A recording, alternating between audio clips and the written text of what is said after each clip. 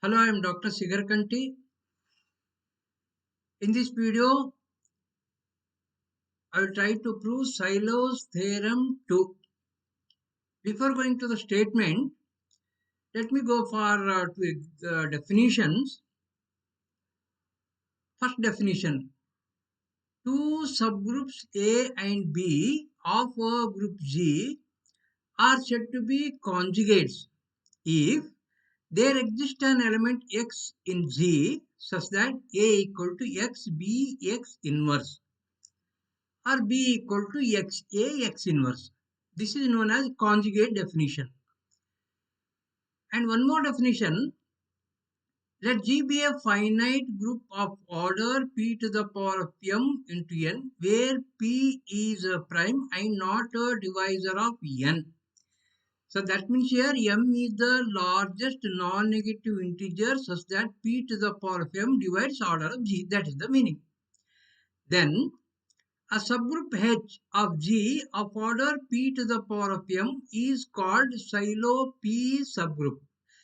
And we know that if order of G is divisible by P raised to M into N, where M is the largest non-negative integer, then by Sylow 1, there exists a subgroup H of order P to the power of M. There exists. And this subgroup is called as Sylow P subgroup. The theorem is Sylow theorem 2 is, its statement is, any two Sylow P subgroups of G are conjugate to each other. So that is here, if A and B are any two Sylow P subgroups, then they are conjugates. That is, they are of the form like this. That is A equal to XB X inverse. So we have to consider, say, A and B are any two Sylow P subgroups. Then our aim is to show that A equal to XB X inverse. So here, order of G equal to P raised to M into N, and P does not divide N. That means M is the largest integer, non-negative integer, such that P raised to M divides order of G. And if A is a Sylow P subgroup, means its order is equal to P to the power of M. Similarly, B is a Sylow P subgroup, means order B is equal to P to the power of M. That is, order of A equal to order of B equal to P to the power of M. We have to show that A equal to X, B, X inverse for some X belongs to G. And we have order of A, X, B. This can be written as, this is equal to order of A, X, B, X inverse. This is a known result here. And this can be written as AX, B inverse can be written as, order of AX, B inverse can be written as order of A into order of XB, X inverse divided by order of A intersection XB, X inverse. This is equal to order of A into, we know that order of XB, X inverse is equal to order of B divided by order of A intersection XB, X inverse. So this we have order of AX B equal to order of A into order of B divided by order of A intersection XB, X inverse. As I have to prove that A equal to XB, X inverse. If possible, A is not equal to XB, X inverse, then this is the subgroup.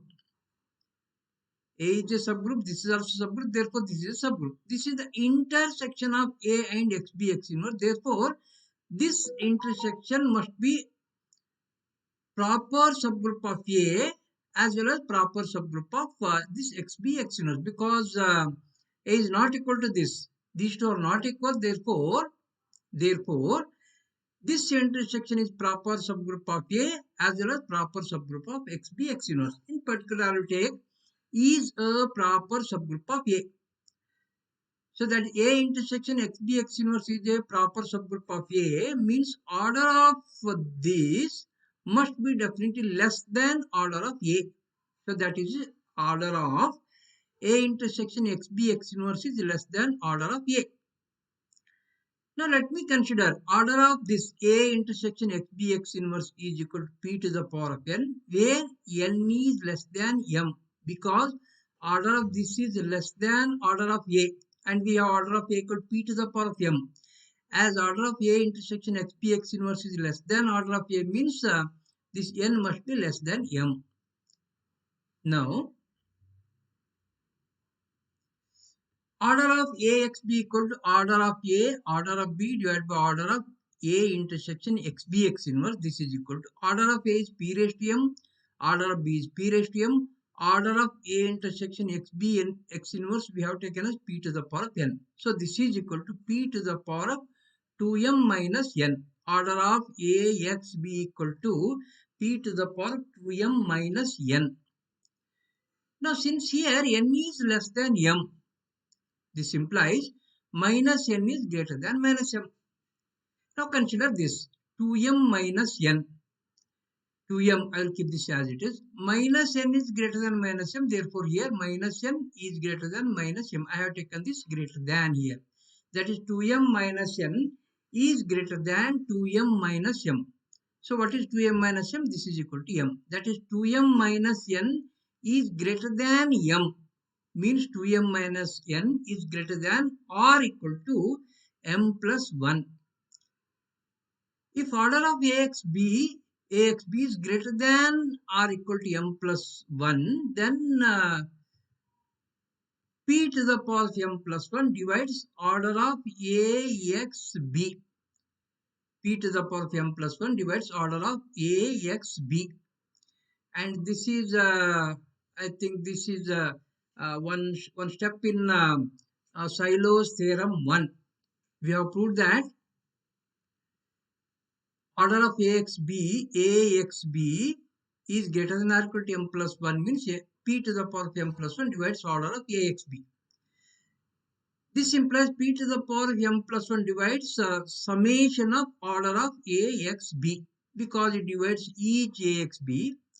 This implies P to the power of m plus 1 divides order of G, because here we have summation of order of AXB is nothing but order of G, because here G can be written as union of AXB. Therefore, order of G is equal to summation of order of AXB. That is P to the power of m plus 1 divides order of G, which is a contradiction, because here our G is such that m is the largest non-negative integer such that P to the power of m divides order of G. What we are getting here? P to the power of m plus 1 divides order of G, which is nothing but a contradiction here. We are getting this contradiction because of this. If possible A is not equal to XB X inverse is wrong. Therefore, A must be equal to XB X inverse. So that is, this implies A and B are conjugate to each other, which completes the proof. Thank you. I will stop here.